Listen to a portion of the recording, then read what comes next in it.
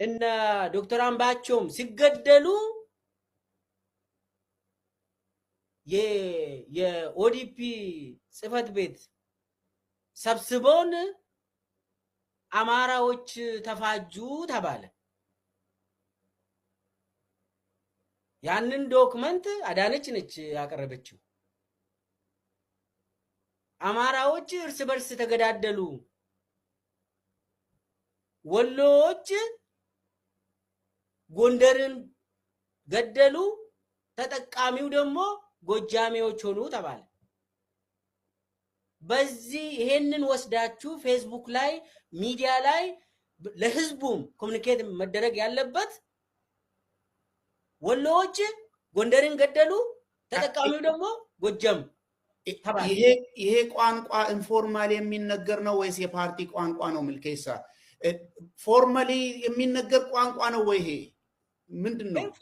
ቤት የብልጽግና አሚን የኦሮሚያ ኦዴድ ወይ ደግሞ ኦዲፒ ጽህፈት ቤት አካባቢ ፎርማል ነው። በአመራሩ ደረጃም ፎርማል ነው። እንዲሁ በግላጭ የሚነገር ማለት ነው። አዎ። እና ስለ ሚዲያ ሰራዊት ባለፈው አውርተን ነበር። ኮሙኒኬት ሲደረግ እንደዚህ ተደርጎ እርስ በርስ ተጫረሱ እንደው በደስታ እንደዛ ነው የተነገረን። እኔ በዛን ጊዜ ካቢኔ አባል ነኝ፣ የኦሮሚያ ካቢኔ አባል ነኝ። እኔ እንደዛ ብዬ አልጻፍኩም አይባልም። ፍቃዱ ተሰማ ያወራው እኛ ኦዲፒዎች አማራ ክልልን እንዴት ነው የምንገዛ አለ። ለአማራ ክልል አዴፓን ከነነፍሱ ከተውን አዴፓ ካልፈረሰ በአዴን ካልፈረሰ እንዴት ነው አማራ ክልልን የምንገዛ? አስቡ ውስጥ የኦዲፒዎች ብሎ ተናግሯል። ቆይ እስኪ ምልኬሳ አሁን እናንተ ገና ኦዲፒ አላፈረሳችሁም። ኦዲፒ ልታፈርሱ ነው የተሰበሰባችሁት አይደለም? አዎ። ሄዶ አማራን የመግዛት ጉዳይ ምን አመጣ? እዛ ጋር ምንድን ነው ኢንተንሽኑ? ብልጽግናን የምንመሰርተው ሌሎቹ ብሔር ላይ የተመሰረቱ ፓርቲዎች ኦዲፒም ይፍረስ፣ ቢአደን ወይ አዴፓም ይፍረስ፣ ከዛ በኋላ ብልጽግና ነው የሚመሰረተው። ይሄ ብልጽግና የሚያስፈልገን አማራ ክልል መግዣ መሳሪያ እንዲሆንልን ነው። አይገባችሁም እንዴ ተባለ። ምን ሞኝ ናችሁ ተባለ።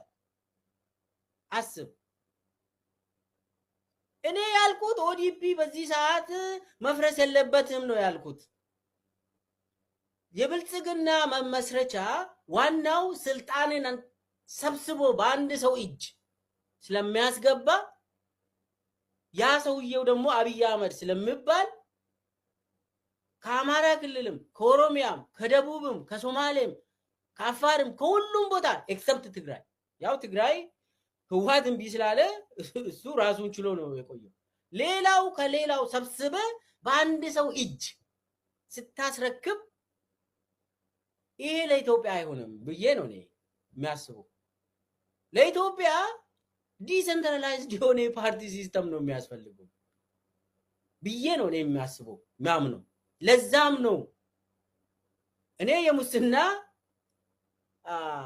ስጠየፍ የኖርኩ ሙስና ላይ ነው ስንታገል የነበረው እና እነሱ ያመጡት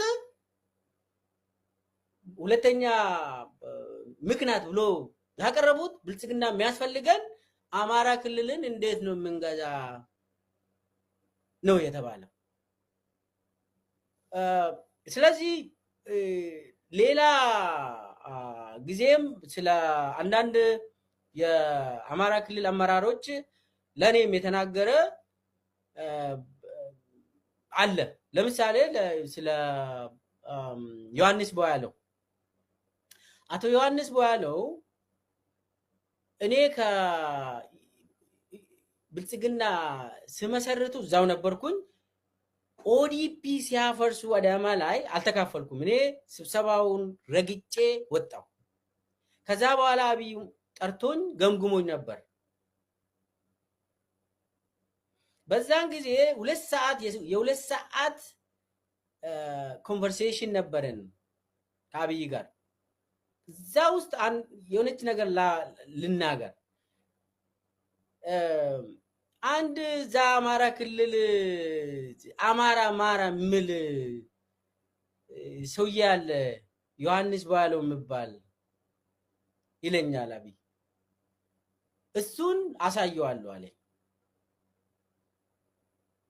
አንተ ኦዲፒ መፍረስ የለበትም ትላለህ፣ እሱ ደግሞ እዛ አማራ ይላል